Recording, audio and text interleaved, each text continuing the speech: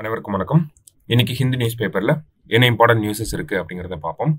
First பாத்தீங்கன்னா union minister DMK MPs spar in Lok Sabha அப்படின்னு சொல்லி கொடுத்திருக்காங்க. என்ன ஒரு பின்னணி அப்படின்னு பார்த்தோம்னா, நமக்கு தமிழக அரசாங்கத்துக்கு தமிழக கல்வித்துறைக்கு பள்ளி கல்வித்துறைக்கு வர வேண்டிய 2152 கோடி ரூபாய் நிதியை மத்திய அரசாங்கம் மத்திய கல்வித்துறை பார்த்தோம்னா இன்னும் அனுப்பாம வச்சிருக்கிறாங்க. ஸோ அது ரிலேட்டடா வாக்குவாதங்கள் அப்படிங்கிறது நமக்கு பாராளுமன்றத்துல நேத்து நடைபெற்று இருக்கு. அதுல பார்த்தோம்னா ஒரு சில கருத்துக்கள் பகிரப்பட்டிருக்கு.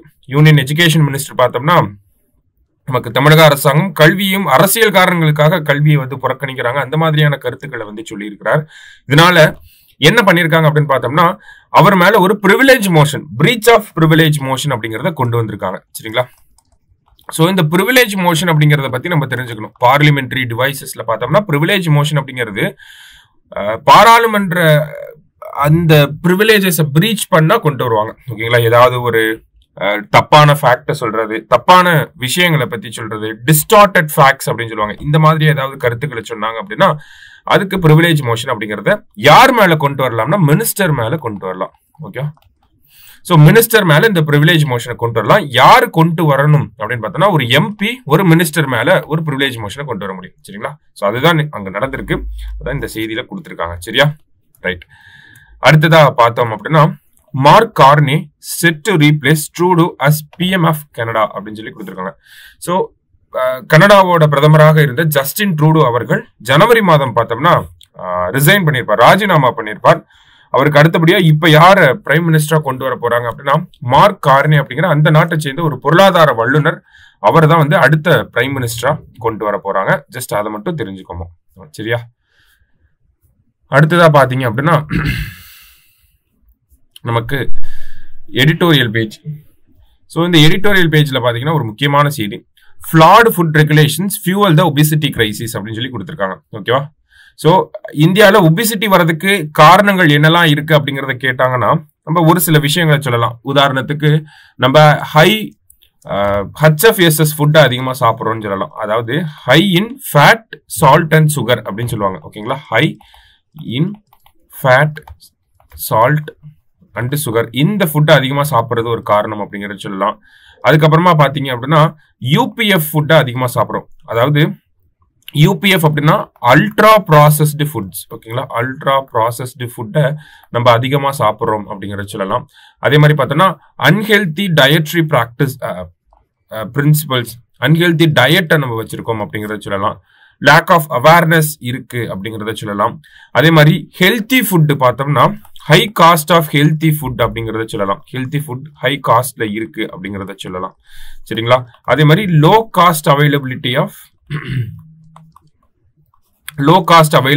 ஆஃப் நமக்கு இந்த ஜங்க் ஃபுட்ஸ் எல்லாமே லோ காஸ்ட்ல அவைலபிளா இருக்கிறதுமே ஒரு முக்கியமான ரீசனா இருக்கு அப்படிங்கறத சொல்லலாம். ஓகேங்களா? இது எல்லாமே பார்த்தோம்னா causes of obesity or reasons for increase in obesity in India அப்படிங்கிற ஒரு ஹெட்டிங் கீழே நம்ம இதெல்லாம் சைடு ஹெட்டிங்ஸா கொடுக்க முடியும். அதுக்கு கீழே ஒரு முக்கியமா இன்னொரு சைடு ஹெட்டிங் கொடுக்கலாம். என்ன அப்படின்னு பார்த்தோம்னா ஃபிளாட் ஃபுட் ரெகுலேஷன்ஸ் அப்படின்னு சொல்லி. ஓகேங்களா? அதாவது நம்மளோட இந்த உணவு பழக்க வழக்கங்கள், அதை சார்ந்த விதிமுறைகள்லாம் இருக்கு இல்லையா, அதெல்லாம் சரியான முறையில நடைமுறைப்படுத்தப்படாம இருக்கிறதுமே ஒரு முக்கியமான காரணமாக இருக்கு அப்படிங்கறத சொல்லியிருக்காங்க. ஓகேவா? சோ உதாரணத்துக்கு இந்த இடத்துல என்ன கோட் பண்ணிருக்காங்க அப்படின்னா, 2022ல food safety and standards authority of India என்ன பண்ணிருப்பாங்கன்னா ஒரு இந்தியன் நியூட்ரிஷன் ரேட்டிங் அப்படிங்கறத கொண்டு வந்திருப்பாங்க. இந்தியன் நியூட்ரிஷன் ரேட்டிங் அப்படிங்கறத கொண்டு வந்திருப்பாங்க. ஸோ இந்தியன் நியூட்ரிஷன் ரேட்டிங்கை பொறுத்த வரைக்கும் பார்த்தோம்னா இதுக்கு கீழே ஒவ்வொரு ஃபுட்டுக்கும் ஹெல்த் ஸ்டார் ரேட்டிங் அப்படிங்கறது கொடுப்பாங்க. ஓகேங்களா? ஹெல்த் ஸ்டார் ரேட்டிங் அப்படிங்கறது கொடுப்பாங்க. உதாரணத்துக்கு நம்ம லேஸ் பாக்கெட் வாங்குறோம்னா அதுக்கு ஒரு 2 ஸ்டார் இந்த மாதிரி கொடுத்துருப்பாங்க. ஸோ இந்த மாதிரி ஹெல்த் ஸ்டார் ரேட்டிங் அப்படிங்கிற நடைமுறை கொண்டு வந்திருப்பாங்க. சரிங்களா? இப்போ ஒரு அரை ஸ்டார் மட்டும் இருக்கு அப்படின்னா அதுக்கு லீஸ்ட் ஹெல்த்தி அப்படிங்கறத சொல்லுவாங்க. இதுவே 5 ஸ்டார் இருக்கக்கூடிய ஃபுட்டா இருந்துச்சுன்னா அது ஹெல்த்தியஸ்ட் ஃபுட் அப்படிங்கறத சொல்லியிருக்காங்க. சரியா? ஸோ இந்த ஒரு நடைமுறையே பார்த்தோம்னா சரியான நடைமுறையா இருக்காது அப்படிங்கறது சொல்றாங்க. ஏன் அப்படின்னு பார்த்தோம்னா நம்ம இந்த ஸ்டார் ரேட்டிங் அப்படிங்கிறது மிஸ்லீடிங்கா இருக்கும். இப்ப 2 ஸ்டார் இருக்கு அப்படின்னா நல்ல ஓரளவுக்கு ஏத்துக்கக்கூடிய ஃபுட்டா இருக்கும். இல்ல ஒரு கோக் இருக்கு அப்படின்னா அதுக்கு 2.5 ஸ்டார் ரேட்டிங் கொடுத்திருந்தாங்கன்னா நம்ம அதை வாங்கி சாப்பிடுறோம் இல்லையா? ஆனா இந்த ஸ்டார் ரேட்டிங்க்கு பதிலா என்ன கொண்டு வரலாம் அப்படின்னா ஹெல்த் வார்னிங்ஸை கொடுக்கணும். அந்த பர்டிகுலர் பேக்கேஜிங்லேயே பார்த்தீங்கன்னா இப்போ லேஸ் பாக்கெட் இருக்குன்னா அதுல ஃப்ரண்ட் ஆஃப் பாக்கெட் அப்படின்னு சொல்லுவாங்க. ஓகேங்களா? So front of packet labeling அப்படிங்கறது சொல்லுவாங்க. ஃப்ரண்ட் ஆஃப் பேக் லேபிள்ஸ் அப்படின்னு சொல்லி அந்த லேஸ் பாக்கெட்டோட ஃப்ரண்ட்லேயே, உதாரணத்துக்கு தான் இந்த லேஸ் பாக்கெட் அப்படிங்கறத சொல்றோம். சரியா? ஸோ அந்த ஃப்ரண்ட் ஆஃப் பேக் லேபிள்ஸ்லேயே பார்த்தோம்னா, ஃப்ரண்ட் ஃபேசிங்லேயே பார்த்தோம்னா இந்த ப்ராடக்ட்டை சாப்பிட்றதுனால என்ன மாதிரியான இம்பாக்ட் ஏற்படலாம், அது வந்து ஹெல்த் ரிலேட்டடா என்ன இம்பாக்ட் ஏற்படலாம் அப்படிங்கிற கைட்லைன்ஸ் தான் இருக்கணும். அப்படிங்கிற அந்த வார்னிங்ஸ் தான் இருக்கணும். ஃபுட் ரேட்டிங்ஸ் அப்படிங்கிறது இருக்கக்கூடாது அப்படிங்கறத சொல்லியிருக்காங்க. பிகாஸ் WHO கைட்லைன்ஸுமே என்னன்னா, ரேட்டிங்ஸை விட ஃபுட் வார்னிங்ஸ் இருந்தாதான் இந்த அன்ஹெல்தி ஃபுட்டோட கன்சப்ஷன் அப்படிங்கிறது கம்மியாகுது அப்படிங்கிறது டேட்டா பாயிண்டா நமக்கு கொடுத்துருக்காங்க. சரியா? ஸோ அது மட்டும் இல்லாம பார்த்தோம்னா, நமக்கு இந்தியாவை பொறுத்த வரைக்கும் கரண்ட் ஸ்டேட்டஸ்ல நேஷனல் ஃபேமிலி ஹெல்த் சர்வே படி பாக்குறப்ப இந்தியால 4 அடல்ட் மென்ல ஒருத்தர் வந்து ஒபீஸ் பர்சனா இருக்காங்க. 4 அடல்ட்ஸ்ல ஒருத்தர் வந்து பார்த்தோம்னா எய்தர் டயாபெட்டிக்கா இருக்காங்க, இல்ல டயாபெட்டிக் வரதுக்கு முன்னாடி இருக்கக்கூடிய அந்த ப்ரீ டயாபெட்டிக் கண்டிஷன்ல வந்து இருக்காங்க. அப்ப இந்தியால மோரார்லெஸ் சில்ட்ரனுக்குமே பார்த்தோம்னா சில்ட்ரனோட ஒபிசிட்டி ரேட் அப்படிங்கிறது NFHS 4க்கும் NFHS 5க்கும் இருக்கக்கூடிய கம்பாரிசன் எடுத்து பார்த்தோம்னா 1.4% இருக்கு. அதுவே பார்த்தோம்னா 3.4% இன்க்ரீஸ் ஆயிருக்கு.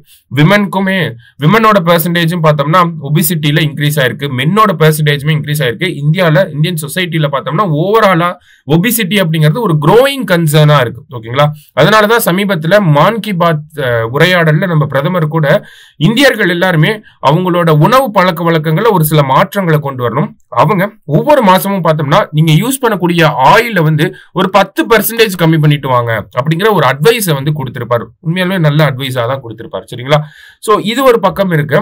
வேற என்ன ஸ்டெப்ஸ் எல்லாம் பண்ணலாம் அப்படிங்கிற வே ஃபார்வர்ட் அப்படிங்கறதே நமக்கு கொடுத்திருக்காங்க. என்ன வே ஃபார்வர்ட் அப்படிங்கறது பாத்தீங்கன்னா, நமக்கு ஃபர்ஸ்ட் இந்த ஹெல்த் ரேட்டிங் அப்படிங்கிற அந்த நடைமுறையிலிருந்து நம்ம அந்த நடைமுறையை வந்து மாத்திட்டு இந்த ஃபுட் வார்னிங்ஸ் அப்படிங்கிற இந்த ஃப்ரண்ட் ஆஃப் பேக் லேபிள்ஸ் அது வந்து அந்த வார்னிங் சைன்ஸை வந்து நம்ம கொண்டு வரணும் அப்படிங்கறத சொல்லியிருக்காங்க. அதே மாதிரி பார்த்தோம்னா நம்ம சொன்னோம் இல்லையா, நம்ம எக்கனாமிக் சர்வே ஆஃப் இந்தியாவில் வந்து ஒரு முக்கியமான ரெக்கமெண்டேஷன் வந்து கொடுத்திருப்பாங்க. பட்ஜெட்டுக்கு முன்னாடி நாள் பார்த்தோம்னா எக்கனாமிக் சர்வே ஆஃப் இந்தியா அப்படிங்கிற அந்த டாக்குமெண்ட்டை வந்து பிரசென்ட் பண்ணுவாங்க. அந்த டாக்குமெண்ட்ல பாத்தீங்கன்னா நமக்கு அந்த HFSS அப்படின்னு சொல்லக்கூடிய இந்த ஃபுட்டு, அல்ட்ரா ப்ராசஸ்டு ஃபுட், இதுக்கெல்லாம் பார்த்தோம்னா ஒரு ஹெல்த் டாக்ஸ் அப்படிங்கறத இந்தியாவில் இம்ப்ளிமெண்ட் பண்ணணும் அப்படிங்கறத சொல்லியிருக்காங்க. ஹெல்த் டாக்ஸ் இம்ப்ளிமெண்ட் பண்ணா என்ன ஆகும், அந்த ப்ராடக்ட்ஸோட விலையெல்லாம் இன்க்ரீஸ் ஆக ஆரம்பிக்கும். சரிங்களா? இன்க்ரீஸ் ஆகிறனால என்ன ஆகுது, பிரைஸ் இன்க்ரீஸ் ஆகிறனால அன்ஹெல்தி ஃபுட்டோட காஸ்ட் இன்க்ரீஸ் ஆகிறனால என்ன ஆகுது, நமக்கு அதோட கன்சம்ஷன் அப்படிங்கிறது, அதை வாங்குவது அப்படிங்கிறது கம்மியாகுது. ஓகேங்களா? சோ என்ன சொல்றாங்க, என்ன இன்டைரக்டா இம்ப்ளை பண்ண வராங்க அப்படின்னா, அன்ஹெல்தி ஃபுட்டோட டாக்ஸஸை வந்து இன்க்ரீஸ் பண்ணிட்டு ஹெல்தி ஃபுட் லைக் இந்த பேரிச்சம்பழம் சாப்பிட்றது, இந்த முந்திரி பருப்பு சாப்பிட்றது, இந்த மாதிரியான ப்ராடக்ட்ஸோட டாக்ஸை கம்மி பண்ணணும், ஹெல்தி ஃபுட்டோட டாக்ஸஸை வந்து கம்மி பண்ணணும் அப்படிங்கறதா இந்த இடத்துல ஒரு வே ஃபார்வர்டா நமக்கு கொடுத்துருக்காங்க. ஸோ ஒபிசிட்டி பத்தி கடந்த ஒரு 10 நாள்லயே 3-4 ஆர்டிகல்ஸ் வந்துருச்சு. ஸோ இம்பார்ட்டன்டான டாபிக்கா இருக்கு, கொஞ்சம் நல்லா பார்த்து வைங்க. சரியா? ரைட். நெக்ஸ்ட் பாத்தீங்க அப்படின்னா நமக்கு வெப்பன்ஸ் இம்போர்ட்டை பத்தி கொடுத்திருக்காங்க. ஆர்ம்ஸ் இம்போர்ட் அப்படின்னா இந்த ராணுவ தளவாடங்களை இறக்குமதி செய்யறதுல யாரு முதலிடத்துல இருக்காங்க அப்படிங்கறத சொல்லியிருக்காங்க. ஓகேங்களா? யாரு சொல்லியிருக்காங்க அப்படின்னு பார்த்தா, இந்த ரிப்போர்ட்டை யாரு பிரசென்ட் பண்ணியிருக்காங்க அப்படின்னா ஸ்டாக்ஹோம் இன்ஸ்டிடியூட், இந்த ரிப்போர்ட்டை யார் பிரசென்ட் பண்ணியிருக்காங்க அப்படின்னு பார்த்தோம்னா நமக்கு Stockholm International Peace Research Institute. ஓகேங்களா? ஸ்டாக்ஹோம் அப்படிங்கிறது ஸ்வீடனோட கேபிட்டல். ஓகேவா? So Stockholm International Peace Research Institute SIPRI அப்படிங்கிற இந்த அமைப்பு தான் வந்து உலக நாடுகளை வந்து தரவரிசைப்படுத்தி இருக்காங்க. ஒவ்வொரு நாடும் எவ்வளவு இந்த ராணுவ தளவாடங்களை இம்போர்ட் பண்றாங்க, இறக்குமதி பண்றாங்க அப்படிங்கிற அந்த டேட்டாவை, அந்த ஒரு விஷயத்தை கால்குலேட் பண்ணி, அந்த வகையில பார்த்தோம்னா ரஷ்யா யுக்ரைன் போர் நடக்கிறனால யுக்ரைன் தான் பாத்தீங்கன்னா அதிக அளவுல மற்ற நாடுகள் கிட்ட இருந்து ராணுவ பொருட்களை வந்து வாங்கிட்டு இருக்காங்க. கிட்டத்தட்ட 35 நாடுகளுக்கும் மேற்பட்ட நாடுகள் கிட்ட இருந்து இந்த ஆர்ம்ஸ் இம்போர்ட் அப்படிங்கிறது நடந்துகிட்டு இருக்கு. இந்தியாவை பொறுத்த வரைக்கும் பார்த்தோம்னா இந்தியா வேர்ல்டு லெவல்ல 2nd பிளேஸ்ல இருக்கும். நம்ம ரஷ்யா கிட்ட இருந்து அதிகமான இந்த ராணுவ பொருட்களை வந்து வாங்கிட்டு இருக்கோம். இருந்தாலும் பார்த்தோம்னா 2015-19 அந்த காலகட்டத்தில் இந்தியாவோட ஆர்ம்ஸ் இம்போர்ட் அப்படிங்கிறது 9.1% இருந்துச்சு. அது இப்போ கம்மியாகி 8.3% இருக்கு. ஓகே, 2015 to 2019 பாக்குறப்ப 9.1%, அதுவே அடுத்த 4 வருஷத்துல பாக்குறப்ப 5 வருஷத்துல பாக்குறப்ப ஒரு 8.3% இருக்கும். இதுக்கு என்ன காரணம் அப்படின்னு பார்த்தோம்னா, இண்டிஜீனியஸா இந்தியாவில நிறைய ராணுவம் சார்ந்த விஷயங்களை நம்ம தயாரிக்க ஆரம்பிச்சிட்டோம். நம்ம அக்னி மிசைல்ங்கிறத சொல்றோம், டிஆர்டிஓ பார்த்தோம்னா நிறைய டெஸ்ட் பண்ணிட்டே தான் இருக்காங்க மாசம் மாசம். So indigenous production of weapons அப்படிங்கிறது இந்தியாவில் அதிகமாயிருச்சு. அதனால தான் இந்த பெர்சன்டேஜ் அப்படிங்கிறது கம்மியாயிருக்கு. இன்டைரக்டா இதை நம்ம புரிஞ்சுக்கிறோம். சரியா? ரைட். லாஸ்டா பாத்தீங்க அப்படின்னா டிபி கண்ட்ரோல் கேம்பெயின், அதாவது 100 day TB campaign, TB Mukt Bharat campaign அப்படிங்கிறது நமக்கு December 7, 2024 வந்து லான்ச் பண்ணியிருப்பாங்க. ஓகேங்களா? ஸோ இந்த கேம்பெயினுக்கு கீழே பார்த்தீங்க அப்படின்னா கிட்டத்தட்ட 6.1 லட்சம் மக்களை வந்து கவர் பண்ணியிருக்காங்க. அதுல 4.3 lakh பீப்புளை வந்து டயக்னோஸ் பண்ணி யாருக்கெல்லாம் இந்த டிபி இருக்கு அப்படிங்கிறத கண்டுபிடிச்சிருக்காங்க. சரியா? ஸோ இந்த டிபி கேம்பெயின் அப்படிங்கிறது இந்தியாவில் இருக்கக்கூடிய 33 ஸ்டேட் அண்ட் யூனியன் டெரிட்டரிஸ்ல 455 டிஸ்ட்ரிக்ட்ஸ்ல வந்து இந்த கேம்பெயின் அப்படிங்கிறது நடந்திருக்கும். சரிங்களா? 455 டிஸ்ட்ரிக்ட்ஸ், இந்தியாவில் இருக்கக்கூடிய 455 டிஸ்ட்ரிக்ட்ஸ்ல இந்த கேம்பெயின் அப்படிங்கிறது நடந்திருக்கு. டோர் டு டோர் சர்வே பண்ணியிருக்காங்க. புதுசா ஒரு ஸ்ட்ராட்டஜி பண்ணியிருக்காங்க. எப்படின்னா டோர் டு டோர் சர்வே பண்ணி இமீடியட்டா எப்படி அவங்களுக்கு டிபி இருக்கா இல்லையா அப்படிங்கறத கண்டுபிடிக்கிறதுக்காக செஸ்ட் எக்ஸ்ரேஸ் அப்படிங்கறத ஒரு ஸ்ட்ராட்டஜியா வச்சிருக்காங்க. ஸோ எக்யூப்மெண்ட்ஸ் எல்லாத்தோட அவங்க டோர் டு டோர் கேம்பெயின் பண்றாங்க. கேம்பெயின் பண்ணி செஸ்ட் எக்ஸ்ரே எடுக்கிறாங்க. செஸ்ட் எக்ஸ்ரேவை அடுத்தது நேட் அப்படிங்கிற செஸ்ட் எக்ஸ்ரே எடுத்துட்டு அதை நேட் அப்படிங்கிற டெஸ்டோட ரிலேட் பண்ணி பாக்குறப்ப ஒரு பர்சனுக்கு டிபி இருக்கா இல்லையா அப்படிங்கறத ஈஸியா கண்டுபிடிச்சிடலாம். இந்த மெத்தடுக்கு கீழே பாத்தீங்க அப்படின்னா சிம்டமேட்டிக் டிபி கேசஸ் மட்டும் இல்லாம ஏசிம்டமேட்டிக் டிபி கேசஸையும் ஈஸியா ஐடென்டிஃபை பண்ண முடிஞ்சிருக்கு அப்படிங்கறதா ஹெல்த் மினிஸ்ட்ரி ஒரு பிரஸ் ரிலீஸ்ல வெளியிட்டிருக்காங்க. சரியா? ஸோ WHO படி பாக்குறப்ப இந்தியாவில் டிபி இன்சிடென்ட்ஸ் அப்படிங்கிறது, நம்பர் ஆஃப் டிபி கேசஸ் அப்படிங்கிறது 2015 இருந்து 2023 வரைக்கும் பாக்குறப்ப கிட்டத்தட்ட 17.7% கம்மியா இருக்கு அப்படிங்கறத சொல்லியிருக்காங்க. சரியா? சோ இன்னைக்கு நியூஸ் பேப்பர்ல பார்த்தோம்னா முக்கியமான செய்திகள் எல்லாத்தையுமே பார்த்திருக்கோம். நன்றி.